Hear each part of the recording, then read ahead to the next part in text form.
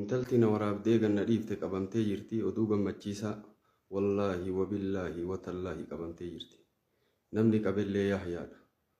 Hedduu ammootiin ijoolleen roobee na boonsitanii galatooma ulfaadha. Keessattuu ammootiin Roozii, keessattuu ammootiin Bilaak Usmaan, keessattuu ammootiin Yahyaa. Wallaahi akka dheengaddaati. Yahyaan jalaa galuu didee ijoollee waliin qabeellee jira maal haa goonu intala nama guddaatii.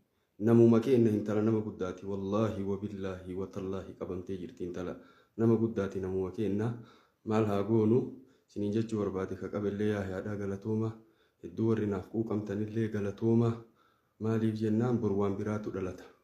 Har'a yoo waan kana ammootiin hin baasin har'a waan kana yoo jalan deemin har'a waan kana yoo hordofin har'a waan kana yoo irratti hin dubbatin bor waan biraatu dhalataaf.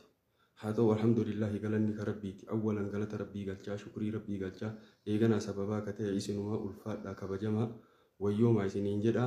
السلام عليكم ورحمة الله وبركاته.